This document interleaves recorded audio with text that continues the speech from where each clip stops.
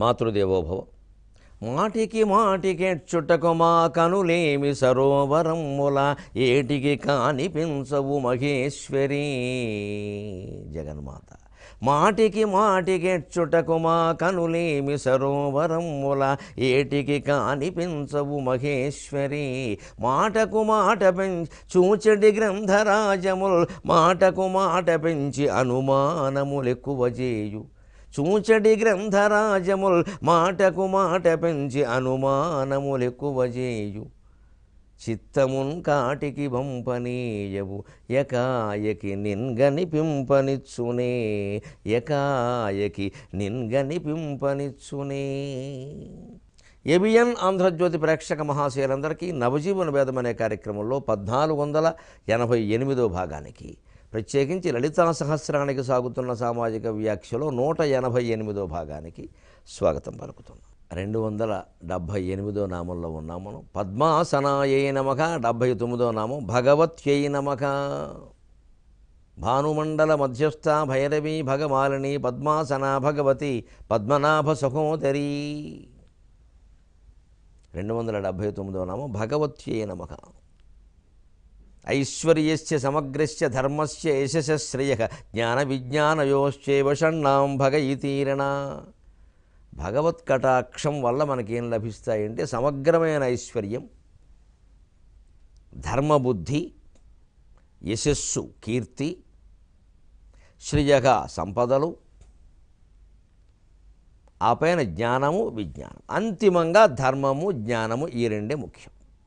ఈ ఐశ్వర్యాలు, ఈ కీర్తి, ఈ సంపదలు, ఇవన్నీ కూడా ఈ ప్రభుత్వాలు, అధికారాలు, ఇవన్నీ చివరికి అంతిమంగా ధర్మంగా ఉండడానికి, జ్ఞానం పొందడానికి.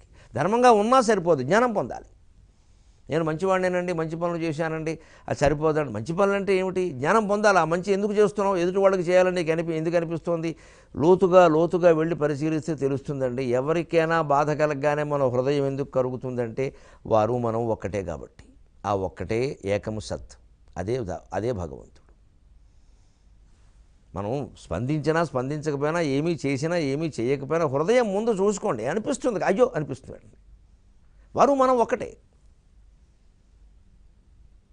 దాని నుంచి తప్పించుకోవడానికి మనం వాళ్ళ కర్మింతే, ఇక అంతే, మనకెందుకు, తర్వాత చూద్దాం, ఇవన్నీ ఏవో రకరకాలు కనిపెట్టారంట. ఉపకారం చేయాలని కూడా ఎందుకు అనిపిస్తుంది? మనకి మనం ఉపకారం చేసుకున్నప్పుడు కంటే ఎదుటి వాళ్ళకు ఉపకారం చేసినప్పుడు ఎక్కువ ఆనందం కలుగుతుంది. మనం తిన్నప్పటికంటే ఎవరికైనా అన్నం పెట్టినప్పుడు ఎక్కువ ఆనందం కలుగుతుంది. కారణం వారు మనం ఒకటి కాబట్టి. మనం తిన్నప్పుడు అనే ఆనందం ఏంటి? మన శరీరం అనే భావంతో మనం ఉన్నాం. ఎదుటి వాళ్ళకి పెట్టగానే మన శరీరాన్ని మించి ఎదిగాం. ఆ శరీరాన్ని మించి ఎదిగిన వాళ్ళం చరాచర జీవరాశుల్ని మించి ఎదిగే వరకు వెళ్ళగలిగితే అమ్మవారు అయిపోయినట్టే మనం. అదే జీవుడు దేవుడు. అంతే. వ్యష్టి సమష్టి, సమిష్టి వ్యష్టి రూపౌద్వౌ పదార్థౌ సర్వసమ్మతౌ సమిష్టిరీశ్వరో వ్యష్టిర్జీవో వేదాంతరిండిమక. వ్యష్టి జీవుడయ్యా, సమష్టి దేవుడయ్యా, ఎంతకంటే జీవుడు దేవుడు కావాలయ్యా, అదే జ్ఞానం అన్నారు. అంచేతనే ఈ భగవత్ కటాక్షం వల్ల మనకు ఐశ్వర్యం వచ్చినా, ఇంకేవో సంపదలు వచ్చినా, ప్రభుత్వం వచ్చినా, అధికారం వచ్చినా, కీర్తి వచ్చినా దేనికి వినియోగం చేయాలి? ఆ కోరికల్ని అవగాహన చేసుకోవాలి. తద్వారా జ్ఞానం పొందాలి. ఆ జ్ఞానం ద్వారా మోక్షం పొందాలి. కోరికల్ని అవగాహన చేసుకుంటే కోరికలు తొలగిపోతాయి. బాధని అవగాహన చేసుకుంటే బాధ తొలగిపోతుంది. బాధను అవగాహన చేసుకో. మనం బాధపడుతూ ఉంటాం అంతే. అలాగా దాన్ని అవగాహన చేసుకోవాలి. భార్య వియోగం, భర్తృ వియోగం, ఏదైనా లేదు, దురదృష్టవశాత్తు పుత్ర వియోగం, ఏదైనా కానివ్వండి, ధన వియోగం, ఏదో ఒక వియోగం. దాన్ని అవగాహన చేసుకోవడం. ఓ 80 ఏళ్ల భర్త పోయాడు అండి, భార్య ఏడిస్తే వస్తాడా? ఏడవడం ఎందుకమ్మా? ఎందుకు ఏడవాలి? ఇంకా ఇదేమిటిది? ప్రదర్శన అనే అవసరం లేకపోతే ఏడవలసిన పనే లేదు. తోడు లేదు, నీడ లేదు, తోడు ఉండరని నీకు తెలియదా? 80 ఏళ్ళు వచ్చాక కూడా ఇంకా కూర్చుంటారా? అసలు ఆ ప్రాణి ఈ రకరకాల బంధాలన్నింటి నుంచి వెళ్ళిపోయాడండి, సుఖపడ్డాడు. రేపొద్దున మనము వెళ్ళిపోవాలి. ఇదే అవగాహన. ఇది వారి పట్ల వ్యతిరేకత కాదు. కానీ మనం ఎలా భావిస్తామంటే, ఏమిటో మొగుడు పోయి ఇంకా 6 నెలలు అవ్వలేదు, ఆవిడ అసలు ఏమిటో శుభ్రంగా అన్నీ తినేస్తోంది, తిరిగేస్తోంది అని పక్క వాళ్ళు వ్యాఖ్యానాలు చేస్తారు. ఈ వ్యాఖ్యానాలకి భయపడి చచ్చిపోతాం మనం. ఈ వ్యాఖ్యానాలు చేసేవాళ్ళు కూడా కాస్త మూతులు కట్టేసుకోవాలి. 6 నెలలు అవ్వలేదు, అన్నీ తినేస్తోంది, తప్ప తింటే మొత్తం తినడం మానేయాలా? ఆభరణాలు తీసేయాలా, చుట్టూ కూడా తీసేయాలి, ఎంత భయంకరమైన శిక్షలు వేసేవారో పూర్వం. ఇంకా తగ్గే, సంతోషిస్తున్నాం. అవి ఏం అవసరం అవన్నీ? ఇదంతా ప్రేమ? ఆవిడ హింసిస్తే మనకేదైనా వస్తుందా? ఆ హింస భరిస్తే ఆవిడకి ఏదైనా వస్తుందా? ఈ మూఢాచారాల మీదే మనం తిరుగుబాటు చేయాలి. భార్యాభర్తల అనుబంధం అనేది వారిద్దరికి సంబంధించింది, లోకానికి దాంతో ఏం సంబంధం లేదు. వీరెవరూ పట్టించుకోవాల్సిన పని లేదు, ఏ వ్యాఖ్యానం అక్కర్లేదు. ఏం ఉంచాలో, ఏం తీసేయాలో, ఎలా ఉండాలో వారు నిర్ణయించుకుంటారు. ఇంకా ఏదో ఆ వియోగ బాధ పడలేక ఏమిటో నాన్న కబుర్లు చెప్పుకునేవాళ్ళం, టీ తాగేవాళ్ళం, ఇలాగ వెళ్ళిపోయారంటే మనబోటి కాళ్ళు వెళ్ళినప్పుడు మా అమ్మగారు ఇది సహజం అండి, మీరు అలా అనుకుంటే ఎలాగ, పెద్దవాళ్ళు మాలాంటి వాళ్ళకి చెప్పాల్సిన వాళ్ళు మీరే ఎంత బాధపడితే అలాగా. నిజంగా మీలాంటి అనుబంధం ఉన్నవాళ్ళు ఈ కాలంలో లేరండి. కాస్త యువ దంపతులకి మీరు ఎందుకు అంతకాలం అలా ఉండగలిగారు, ఇప్పుడు ఆయన లేనందుకో ఆవిడ లేనందుకో మీరు ఎందుకు అంత బాధపడుతున్నారో ఒకసారి చెప్పండి, వాళ్ళ దాంపత్యం వృద్ధి పొందుతుందని చెప్పాలి. మన పిల్లలకి చెప్పించాలి అటువంటి వాళ్ళ చేత. అగో ఆవిడ చూడండి 80-85 ఏళ్ళ భర్త పోయాడని ఊరికే ఎడుస్తుంది ఆవిడ. ఆ అనుబంధం చూడండి అని యువ దంపతులను వాళ్ళ దగ్గర కూర్చోబెడితే వీళ్ళు కనుక నేర్చుకోగలిగితే, అంత అనుబంధం మీ ఆయనతో లేదా మీ ఆవిడతో మీకు ఎందుకు ఉందమ్మా అంటే వాళ్ళు చెబితే వీళ్ళు సరిగ్గా ఉంటారని వీళ్ళు బాగా ఉంటారు. అది ప్రయోజనం. ఇప్పుడు ఈ అవగాహన వల్ల ఏమైంది, మన బాధ పోవడమే కాదు ఇంకోరు బాధ పోగొట్టగలిగాం, వాళ్ళ దాంపత్యం వృద్ధి చేయగలిగాం, వాళ్ళ దాంపత్యంలో అనుబంధాన్ని పెంచగలిగాం. ఇప్పుడు బాధ ఏదో అపాయం కాదండి, అవకాశం కింద మారింది. అంతా మన మనస్సు మీద ఆధారపడి. అందుకే భగవంతుడు ఏం చేశాడు, కోరికలు నేను తీరుస్తాను అని చెప్పాడు, కానీ కోరికల్లో మునిగిపోవద్దన్నాడు. అందుకే చతుర్విధా భజంతే మాం జనా సుకృతినోర్జున ఆర్తో జిజ్ఞాసురర్థార్థి జ్ఞానీచ భరతర్షభ అని 4 రకాల భక్తుల గురించి చెప్పాడు భగవద్గీత 7వ అధ్యాయం విజ్ఞాన యోగంలో. జ్ఞాన విజ్ఞానాలు అనగా విజ్ఞాన యోగంలోనే చెప్పాడు. 4 రకాల భక్తులు నన్ను సేవిస్తూ ఉంటారు అర్జున. ఆర్తః ఆర్తితో ప్రార్థించేవాడు ఒకడు, అర్ధార్థి ఏదో కోరికలతో ప్రార్థించేవాడు ఒకడు, జిజ్ఞాసుకు తెలుసుకోవాలనే జిజ్ఞాసుతో ఉండేవాడు ఒకడు, జ్ఞాని తెలుసుకున్నవాడు ఒకడు. తెలుసుకున్నవాడు కూడా ప్రార్థిస్తాడు, ఎందుకంటే తానే అని తెలుసుకున్నా కూడా ఆ ప్రార్థించడంలో ఆనందం ఉంది. తనలో తానే, తన గురించి తానే, తానే చాలా అద్భుతంగా ఉంటుంది అది. ముందు కోరికల కంటే కూడా ఆర్తి ప్రధానం అండి. అందుకే ఆ శ్లోకంలో ముందు ఆర్తః అని చెప్పాడు. ఎందుకంటే కోరికలనైనా మనం నిగ్రహించుకోగలం, బాధ కలిగితే అలాగా ప్రార్థించక ఏం చేస్తాం? భయం వేసినప్పుడు, బాధ కలిగినప్పుడు ప్రార్థించకుండా ఎలా ఉంటాం? అంచేది ఆర్తితో ప్రార్థించేవాడిని నేను ఆదుకుంటానన్నాడు. గజేంద్ర మోక్షం ఉదాహరణ, ద్రౌపదీదేవి ఉదాహరణ. ఆ పైన అర్ధార్థి కోరికలతో ప్రార్థించడం. ఎందుకంటే కొన్ని కోరికలు తీరుతూ ఉంటే దేవుడి మీద విశ్వాసం పెరుగుతుంది. ఆ విశ్వాసం పెరిగినప్పుడు సహజంగా ఆసక్తి పెరుగుతుంది. ఇచ్చలు ఇన్ని కోరికలు ఈయన ఎవరో తీరుస్తున్నాడంటే ఈయన శిలా విగ్రహం ఎందుకు అవుతాడు? శిలా విగ్రహాలు కోరికలు తీరుస్తాయా? అవే బండరాళ్ళు కదా, మాకేం తీరుస్తాయి? కాదు, బండరాయి కాదు, ఇది భగవంతుడు అని ఒక అవగాహన ఏర్పడుతుంది. అందుకోసం భగవంతుడు ప్రత్యేకించి కొన్ని క్షేత్రాల్లో కొన్ని కోరికలు తీరే ఏర్పాటు చేశాడు. అందులో అవిశ్వాసానికి పోవలసిన అవసరమేం లేదు. ఎర్రాప్రగడ నృసింహపురాణంలో చెబుతాడు స్పష్టంగా, విను కలియుగమున మానవులు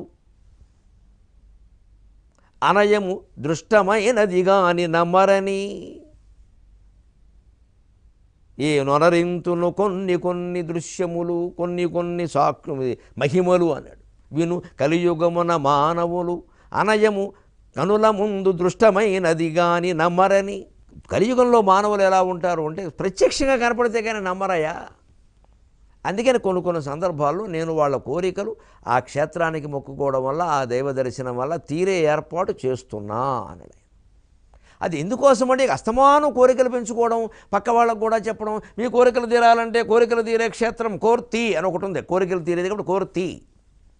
అక్కడ దేవుడు కూడా కోర్తీశ్వరుడు అంటాడు. పని లేదు ఇంకా ఆయనకి, వీళ్ళందరూ కోరికలు తీర్చడమే పని అని ఈ ప్రచారాలు చేయకూడదు. ఇంకా ఆ కోరిక తీరిన వాడు కూడా భగవంతుడి దయ వల్ల అది నెరవేరిందండి, ఇప్పుడు మాకు జ్ఞానం కలిగిందని చెప్పాలి. ఆ జ్ఞానం అంటే ఇక కోరికలు కోరకపోవడం. క్రమంగా అలా ఎదగాలి మనం. ఆ ఎదగడమే కనపడడం లేదు సమాజంలో. ఇంకా అందులోనే మునిగిపోతున్నారు. ఇంకా తీరడానికి ఏం చేయాలని అందరినీ ఆశ్రయిస్తే మొత్తం దుకాణాలు మొదలయ్యాయి. భగవంతుడు ఏవో కొన్ని చోట్ల నా మహిమలు ఉన్నాయి అని చెబితే అన్ని చోట్ల లేని చోట్ల కూడా మొత్తం మహిమలు చెప్పేస్తున్నారు. బస్టాండ్లో శిల పెట్టి దేవుణ్ణి పెట్టి ప్రతిష్ఠ చేసేది, మహిమలు సృష్టించేసేది బస్టాండ్ ఈశ్వరుడు అనేది. ఆయనకి బ్రహ్మోత్సవాలు చేసేది. అందుకని భగవంతుని యొక్క మహిమలు రకరకాల క్షేత్రాలలో, తీర్థాలలో, లేదు కొందరు వ్యక్తుల్ని దర్శించినప్పుడు వ్యక్తమైనప్పుడు వాటిని గురించి ఎక్కువ ప్రచారం చేయకూడదు. ఆ వ్యక్తులే ఒక్కోసారి స్వార్థం కొద్దీ చేయమని చెబుతారు. పక్కన శిష్యుల్ని పెట్టేసి బాగా మీరు అని చెబుతూ ఉండడం మైకులు బట్టి చెప్పించేస్తారు. అంటే ఖచ్చితంగా తెలిసిపోతుంది వాడు ఈ దుకాణం పెడుతున్నాడని, దీని ద్వారా ఏదో పొందుదామని చూస్తున్నాడు. కొంత శక్తి సాధించాడు, అక్కడేదో మహిమ జరుగుతుంది. ఎందుకంటే ఆ శక్తి ఖచ్చితంగా యోగ శక్తులకి కొన్నిటిని మార్చేటువంటి శక్తి ఉంటుంది. శాస్త్రంలో స్పష్టంగానే ఉంది. అణిమ, మహిమ, గరిమ, లఘిమ, ప్రాప్తి, ప్రాకామ్యం, ఈశత్వం, వశత్వం. కానీ అదే రకమైనటువంటి యోగులని, స్వామీజీలని, బాబాలని కొంతమందిని మిమ్మల్ని మీరు గమనిస్తే వారి అనుగ్రహ భాషణాన్ని మనం వింటే గొప్ప జ్ఞానాన్ని బోధిస్తారు వాళ్ళు. మనం అది పట్టించుకోం, వింటాం, కూర్చుని వింటాం, పట్టించుకోం. అక్కడ కూడా కాస్త ఏదైనా విరామం దొరికితే మన ఇంట్లో విభూతి పడింది కదా అని మొదలెడతారు. ఇక్కడ ఈ విభూతి కంటే గొప్ప విషయాన్ని ఆయన అక్కడ చెబుతున్నాడు, అది పట్టించుకోరు. వీళ్ళకి విభూతి కావాలి, చివరికి బూడిద మిగులుతుంది మేళానికి. అంతటి యోగి, అంతటి సాధన చేసిన వాడు అధ్యాత్మ విద్యలో గొప్పవాడై ఉంటాడు. ఆ చెప్పే మాటల్ని మనం ఆచరించాలి. ఆ ఏ భేదాలు లేకుండా అతీతంగా ఉండమనే జ్ఞానాన్ని పొందాలి. అదే కోరికలను అవగాహన చేసుకోవడం అంటే. అప్పుడు ఏమవుతుంది? జిజ్ఞాస పుడుతుంది. ఏదో ఏదో ఏదో ఏదో తెలుసుకోవాలి. కోరికలు తీరడం పక్కనట్టు తీరుతున్నాయి సరే, కేవలం అక్కడ ఉన్న ఒక విగ్రహ శక్తి, మంత్రశక్తి, యంత్రశక్తి ఏదైనా కానీ అది నా కోరికలను తీరుస్తుంది అంటే అంతకుముందు తీరకపోవడానికి కారణాలు ఏమిటి? ఈ కారణాలు ఇవన్నీ ఈ శక్తి వల్ల ఎలా సరయ్యాయి అంటే ఇక్కడ ఏదో శక్తిలో ఏదో ఉందన్నమాట కదా. ఇదే జిజ్ఞాస. వెంటనే శాస్త్ర పరిజ్ఞానం మొదలు పెడతాం, శాస్త్ర పఠనం మొదలు పెడతాం. అప్పుడు జ్ఞాని అవుతాడు. ఇక కోరికలు ఉండవు. ఎందుకంటే బ్రహ్మవిద్ బ్రహ్మైవ భవతి. ఆ బ్రహ్మజ్ఞానం కనుక పొందగలిగితే ఆయనే స్వయంగా భగవంతుడు. కోరికలు లేవు అంటే వాడు భగవంతుడేనండి. వాడికి దండం పెట్టుకోవడం కాదమ్మా, ఆయన కోరికలు లేవుండి దండం పెట్టక. మనం కోరికలు లేకుండా ఉండాలి. నువ్వు దండం పెట్టినా పర్వాలేదు, పెట్టకపోయినా పర్వాలేదు, అది పెద్ద విషయం కాదు. మనం ఎవరన్నా యోగుల్ని కాస్త దేనిలో జయించిన వాళ్ళని, వైరాగ్యం ఉన్న వాళ్ళని చూసిన మొత్తం సాష్టంగా పడిపోతాం. అందుకు మనం అంతా సిద్ధంగా ఉంటాం. మొత్తం 2 పళ్ళు ఎట్టేది, 20 రూపాయలు ఎట్టేది వాడిని బెచ్చగండ చేసేది అయిపోయింది. దాంతో అయిపోయింది. దీనికి గౌరవం అని పేరు పెట్టేది. నిజమైన గౌరవం ఏమిటి అంటే ఆయన ముట్టుకోకపోయినా పర్వాలేదు, ఆయన చేతిలో ఏం పెట్టకపోయినా పర్వాలేదు, ఆయన మనిషి కనపడకపోయినా పర్వాలేదు, టీవీలో చెప్పిందో క్యాసెట్లో చెప్పిందో విన్నా పర్వాలేదు, మనం చెయ్యడమే నిజమైనటువంటి కృతజ్ఞత. అలా ఉండడమే నిజమైన కృతజ్ఞత. అది ఆయనకి తెలిసినా పర్వాలేదు, తెలియకపోయినా పర్వాలేదు. ఆ కృతజ్ఞత మన మనస్సులో ఉంది చాలు. వీలైతే ఎప్పుడో లేఖాలేఖి, ఫోనాఫోని, ముఖాముఖి తెలియపరుస్తాం. పెద్ద మనిషి ఆనందిస్తాడు, మరింత స్ఫూర్తి పొందుతాడు. లేకపోతే లేదు. అప్పుడు జాతి మొత్తం బాగుపడుతుంది వీటి వల్ల. లేకపోతే ఈ కోరికల ఊబిలో కూరుకుపోతాం మనం. అందుకోసం ఆర్తో జిజ్ఞాసుడు అర్థార్థి జ్ఞానీచ భరతర్షభ. ఈ మనిషి ఈ ఆధ్యాత్మిక దశలో ఈ 4 పొరలు ఉంటాయి. ముందు ఆర్తి, భయము, తర్వాత కోరికలు, తర్వాత జిజ్ఞాస, తర్వాత జ్ఞానము. సరిగ్గా ఒక ఉదాహరణ చెప్పాలంటే మంచి సాహిత్యపరంగా గొప్ప ఉదాహరణ ఉంది. విశ్వనాథ సత్యనారాయణ గారి మహానుభావుడు కల్పవృక్షంలో చెబుతాడు. బాలకాండలో సీతారాముల పెళ్లిలో శివధనుర్భంగం అయ్యాక పరశురాముడు వచ్చాట. ఆ పరశురాముడు రాముడితో మాట్లాడుతున్న ఘట్టాన్ని ఆయన అద్భుతంగా వర్ణిస్తాడు. పరశురామఖండం అని. ఆ గొప్ప మనస్తత్వ విశ్లేషణ అంతా ఉంటుంది అక్కడ. పరశురాముడు మనసులో అప్పుడు 4 పొరలు ఉన్నాయి. వడలి మందేశ్వరరావు గారు మహానుభావుడు ఇది కల్పవృక్షము అని కల్పవృక్షం మీద గొప్ప విమర్శ గ్రంథం రాశాడు. అందులో చెబుతారు ఈ విషయం. 4 పొరలు. ఒక పై పొర ఏమిటంటే కోపం. వీడేమిటి, శివధనుస్సు విరుతాడు, తేల్చిపారేస్తాను కుర్ర కొంక, అంతే పై పొర. అలాగే కాస్త కిందికి వెళ్ళి పరశురాముని మనస్సును కిందికి చూడగలిగితే ఒక ఆవేదన ఏమిటంటే ఏమిటి వీళ్ళు 21 సార్లు దండెత్తి ఒక్కడు కూడా లేకుండా చేశాను, ఇంకా వచ్చి బలైపోతున్నారు, ఎక్కడ వీళ్ళకి అసలు మెదడుందా? ఇదొకటి. ఇది కూడా కొంచెం అహంకారమే. ఇంకొంచెం లోతులోకి వెళ్ళగలిగితే జిజ్ఞాస.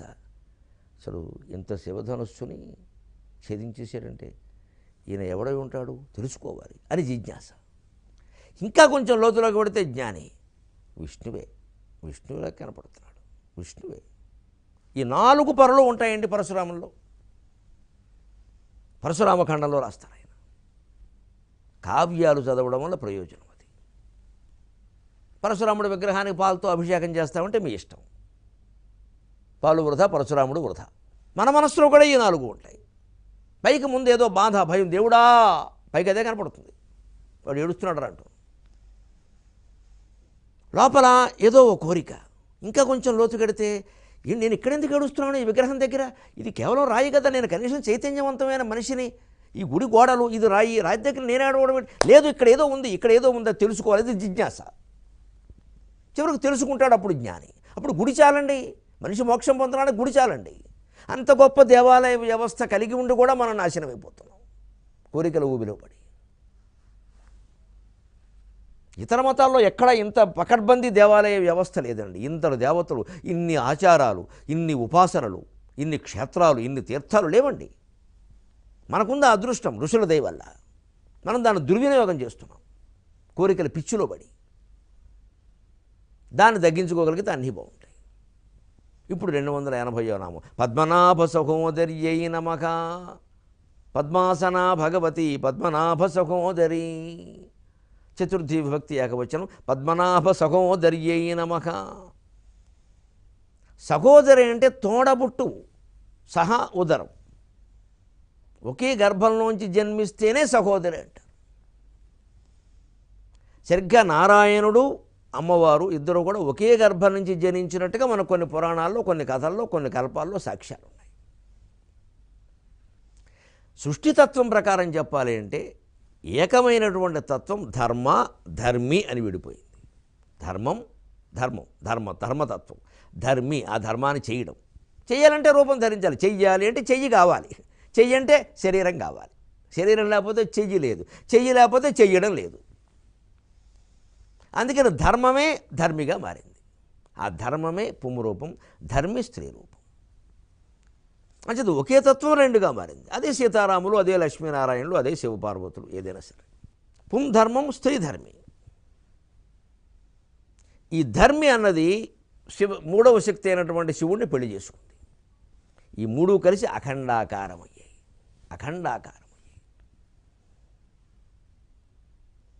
ఆ సత్ విష్ణుమూర్తి, చిత్ అమ్మవారు, ఆనందం శివుడు, చిదాకారమైన అమ్మవారు కలిసి పుట్టి అందులో స్త్రీ రూపమైనటువంటి శక్తి తోడబుట్టిన వాడిని పెళ్లి చేసుకోకూడదు కాబట్టి వేరే వ్యక్తిని పెళ్లి చేసుకుంది.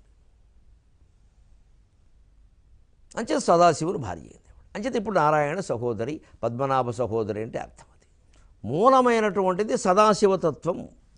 అలా చెప్పుకుంటే మనకి ఇంకా స్పష్టంగా ఉంటుంది. ఆ సత్ అనేది శివుడు, అది రెండు శక్తులుగా మారింది. అది చిత్ ఆనందం. చిత్ అనేది అమ్మవారు, ఆ చిత్ పెళ్లి చేసుకున్నటువంటిది చిత్ ఆనందం, ఇద్దరు పుట్టారు, రెండు శక్తులుగా మారింది. అందుకే వెంకటేశ్వర స్వామిది ఆనంద నిలయం. ఆ సత్పదార్థం రెండు పదార్థాలుగా మారింది. ఆ సత్ పదార్థం మారిన రెండు పదార్థాల పేర్లే చిత్ ఆనందం. ఆ చిత్ చైతన్య శక్తి అమ్మవారు, ఆనందం విష్ణువు. అందుకే విష్ణువు మహాభోగాలతో ఎప్పుడూ ఆనందంగా ఉంటాడు. ఆయన గుడి ఆలయంలో కూడా గర్భగుడిని ఆనంద నిలయం అంటారు. మళ్ళీ కాశీని ఆనంద కారణం అంటారు. అంతిమంగా అది ఆనందమే కాబట్టి. అంచేత మూలమైనటువంటి సదాశివ శక్తి ధర్మ ధర్మి అనే రెండు రూపాలు ధరించి ధర్మ పుంరూపమై ధర్మి స్త్రీ రూపమైంది. ఆ మూల నుంచి ఏర్పడినటువంటి శక్తులు కాబట్టి అసలైనటువంటి సదాశివునికి ఆవిడ భార్య కాగలిగింది. అది ఎప్పుడూ ఉండేటువంటి తత్వం. ఈ తత్వాలను ఎప్పుడు మనం తోబుట్టువులని, ఒక గర్భం నుంచి పుట్టారని మన పురుటి జాతాశౌచం మృతాశౌచంతో ముడిపెట్టి ఆలోచించకూడదు. ఒక తత్వం రెండుగా మారింది. ఆ మూలతత్వం అలాగే ఉంటుంది. ఒక దీపంతో రెండు దీపాలు వెలిగించినా ముందు దీపం అలాగే ఉంటుంది. ఆ వెలిగించినంత మాత్రం ఈ దీపం ఆరిపోతుంది. ఈ పుంరూపం స్త్రీ రూపం రెండు సహోదరులు కదా, అందుకని ఈ స్త్రీ రూపం మళ్ళీ సదాశివుణ్ణి చేసుకుంది. ఈవిని చేసుకోవడానికి ప్రత్యేకంగా మూల రూపం సదాశివుడు కాకుండా ఆయన రుద్ర రూపం ధరించాడు, ఈవిడ పార్వతి రూపం ధరించింది. ఇది విభాగం. అందుకే ఒక కవి చమత్కారంగా ఈ విశేషాలన్నీ దృష్టిలో పెట్టుకుని, ఏముందండి శివుడు అంటారు, సగం విష్ణువు సగం పార్వతి ఎత్తుకుపోయారు, శివుడు ఎక్కడ ఉన్నాడు అన్నాడు. ఎందుకంటే ఒక కవి బాగా బతికెట్ట, రాజులు ఎవరో ఆదరించారు, బాగా బతికాడు. తర్వాత ఏవో కారణాల వల్ల చితికిపోయాడు. ఏ స్థాయికి వెళ్ళిపోయాడు అంటే ఇక భిక్షాటం చేసుకోవాల్సిన స్థితికి వచ్చేసాడు.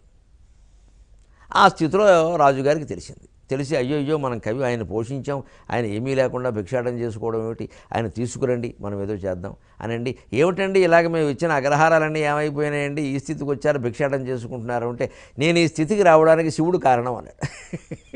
చాలా చమత్కారంగా సంస్కృతంలో గొప్ప శ్లోకం ఉంది. అదేమిటండి ఈశ్వరుడు అంటే ఐశ్వర్యం కదా, ఆయన ఐశ్వర్యం ఇస్తాడు, మీరు భిక్షాటం చేసుకోవడానికి శివుడు కారణం ఏమిటండి అంటే, లేదండి శివుడు జీవితంలో ఒక గమ్మత్తైన ఘటన జరిగింది. ఓసారి శివతత్వం ఏమైందో మీరు గమనించిన శ్లోకం చెప్పాడు.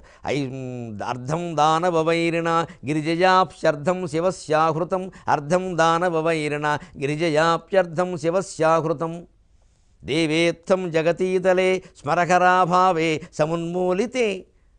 సమున్మీలితే దేవేత్థం జగతీతలే స్మరకరాభావే సమున్మీలితే, గంగాసాగరం అంబరం శశికళ నాగాధిపక్ష్మాతలం, సర్వజ్ఞత్వం అధీశ్వరత్వం అగమత్వాం మాం చ భిక్షాటనం అని చమత్కారంగా చెప్పాడు.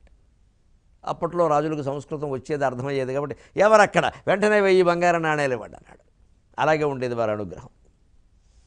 కవిత్వం అంటే అంత ఇష్టం ఉండేటువంటి రాజులు పరిపాలించారు కాబట్టి ఆ రోజులు చాలా బాగున్నాయి.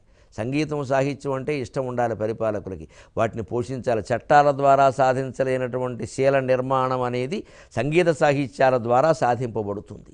అలా పోషించేవారు కాబట్టి ఆయనకు వెంటనే అర్థమై ఏం చెప్పాడండి, భిక్షాటనకు ఎందుకు సిద్ధపడుతున్నావా అంటే ఏం గొప్ప కారణం చెప్పాడండి. పండితులేనండి, కవినేనండి, ఆత్మాభిమానం కోల్పోలేదండి, దైవానుగ్రహం వల్ల భిక్షాటన వచ్చింది అన్నాడండి. గతి లేక భిక్షాటన జేబులు చూస్తే కర్మ, కానీ జ్ఞానం ద్వారా నేను భిక్షమెత్తుకుని బతుకుతానంటే అది ఐశ్వర్యం అండి. అది కర్మ ఎందుకు అవుతుందండి? అది ఐశ్వర్యం. ఆయన కోరుకోలేదు. ఆయన కావాలన్నాడు, నాకు అక్కర్లేదండి, నాకు ఆ భిక్షాటనం చాలన్నాడు ఆయన.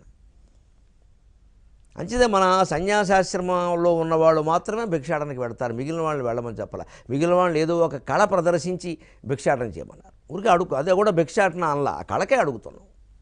మన గంగిరెద్దులు, పిచ్చుకుంట్లు, గంటా సాహేబులు, ఇంకా ఇతర పిట్టల దొరలు, వీళ్ళందరూ అంతే. పగటి వేషాల వాళ్ళు అందరూ కూడా వాళ్ళు అడుగుతారు, డబ్బులు అడుగుతారు. అది భిక్షాటన కాదు, అది కళ ప్రదర్శించారు. ఒక పరివ్రాజకుని అయినటువంటి వ్యక్తికి ఎందుకు ఇచ్చారు? ఆయనకి ఏం అక్కర్లేదు ప్రపంచంలో, కానీ ఊరికే అటువంటి మహానుభావుడు దేహాన్ని ధరించి ఉండడమే ఆయన ఉనికే ప్రపంచాన్ని బాగు చేస్తుంది, వేరే ఏం అక్కర్లేదు. అందుకని ఆయన పోషించుకోవాల్సిన బాధ్యత మనకుంది. ఆయన కూడా ఏమిటంటే ఆ 4 ముద్దలే ఆశించాలి, కరతల భిక్ష తరుతల చెయ్య. మళ్ళీ పీఠాలు పెట్టి పెంచేది ఇంకా 3000 కోట్లు 6000 కోట్లు అంటుంది. సన్యాసిలాగే ఉండాలి. అనేక మంది స్వధర్మం తప్పినట్టే వారు తప్పారు, ఇక మొత్తం లోకంలో అన్నీ తప్పారు. అలాగే కవి భిక్షుక స్థాయికి వచ్చేస్తే ఆయన అడిగితే ఎంత పౌరుషం, ఎంత విచిత్రంగా చమత్కారంగా చెప్పారంటే, సదాశివుడు ఉన్నాడు కదండి, ఆయనలో సగం విష్ణుమూర్తి అండి, అర్థం దానవ వైరణ, సగం తత్వం విష్ణుమూర్తి అయిపోయాడు. శివస్య గిరిజయాపి అర్థం శివస్య ఆహృతం, ఇంకో సగం పార్వతీదేవి అయిపోయింది. ఇదే పుంధర్మ స్త్రీధర్మి, పద్మనాభ సహోదరి. సగం పద్మనాభుడు అయిపోయాడు, సగం పార్వతీదేవి అయిపోయింది. అంచేత శివుడు లేనట్టే కదా అన్నాడు ఆయన. మరి శివుడు లేనప్పుడు శివుడిని ఆశ్రయించినవి ఏమవుతాయి? శివుడు లేకపోవడం ఎలా జరిగింది? దేవేత్థం జగతీతలే స్మరకరాభావే సమున్మీలితే, దేవా ఓ రాజా, ఈ రకంగా ఈశ్వరుడు లేనటువంటి పరిస్థితి వచ్చేసింది. అప్పుడు ఈశ్వరుడు లేడు అంటే ఈశ్వరుని ఆశ్రయించుకున్న వాళ్ళందరూ ఏమవుతారు? మరి ఎక్కడొక్కడ పోవాలిగా. ఓ చెట్టు కొట్టేశారు అంటే భయంకరమైన ఆలోచనతో పెట్టలన్నీ పోతాయి కదండి, మరి ఆ పెట్టగూళ్ళు చెదిరిపోతాయి, అవి ఎక్కడికొక్కడ పోవాలి. అందుకే మరి ఈశ్వరుడి మీద ఎవరున్నారు? గంగానది ఉంది, చంద్రుడు ఉన్నాడు, వాసుకు ఉన్నాడు. అసలు ఆయన మొత్తం లోకాలన్నిటికీ ప్రభువు. ఇవన్నీ ఎక్కడికి పోయాయి? ఈ ప్రభుత్వం ఎక్కడికి పోయింది అంటే గంగా సాగరం, గంగా నది వెళ్ళి సముద్రంలో కలిసింది. అంతకుముందు కలవలేదా? కవి చమత్కారం అంతే. అంబరం శశికళ, చంద్రకళ ఆకాశానికి వెళ్ళింది. నాగాధిపక్ష్మాతలం, వాసుకు వెళ్ళి భూమిలో కలిశాడు, పుట్టలో దూరాడు అని చెప్పి సర్వజ్ఞత్వం అధీశ్వరత్వం అగమత్వం, కవి లౌక్యం అక్కడుంది. ఖచ్చితంగా బ్రాహ్మణుడే కాదు, నియోగి బ్రాహ్మణుడు అయి ఉంటాడు, అనుమానం లేదు. వారికి ఉంటుంది ఈ ప్రతిభ. మంచి లౌక్యం ప్రదర్శించాడు. ఆయనలో ఉండే సర్వజ్ఞత్వం, ప్రభుత్వం, ఇవి నిన్ను చేరాయ్యా. మాంచ భిక్షాటనం, ఆ అడుక్కు తినడం ఉందే భిక్ష, అది నన్ను చేరింది అన్నాడు. తన తాను తగ్గించుకున్నాడు, ఆయన్ని పెంచాడు. ఇదే లౌక్యం. ఎలాగో ఏదో చెప్పాలి అనుకున్నప్పుడు ఆ చెప్పేది ఏదో ఎదుటి వాళ్ళకి అనుకూలంగా చెబితే వాళ్ళు సంతోషించి 4 రూపాయలు ఇస్తారు కదా, జరగొట్టుకోవడం ఎందుకు? ఇదే లౌక్యం. ఇది అందరూ అలవాటు చేసుకోవాలి. ఎవరిని ఆక్షేపించక్కర్లేదు మనం లౌక్యం ఉందని, అలవాటు చేసుకోవాలి. ఈ మాత్రం ఎదుటి వాళ్ళని మోసం చేయడానికి కాదు, ఈ లౌక్యం మళ్ళీ మోసం చేయడానికి కాదు, మనం బాగుపడ్డాన్ని వినియోగించుకోవచ్చు, తప్పలేదు. ఈ కవి బాగుపడ్డాడు కానీ ఎవరిని మోసం చేయలేదే.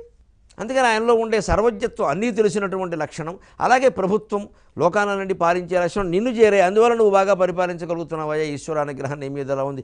ఏం చేయమంటావు? గంగ లేదు, చంద్రుడు లేడు, వాసుకు లేడు, అధీశ్వరత్వం కూడా లేదు, ప్రభుత్వం కూడా లేదు, కపాలం మిగిలిపోయింది, ఎవడికిద్దామని చూసి అది నాకు ఇచ్చాడు, అడుక్కు తింటున్నానని చెప్పాడు. ఆ రాజుగారు సంతోషించి బంగారు నాణాలు ఇచ్చాడంటే ఎవడండి ఈ శ్లోకానికి?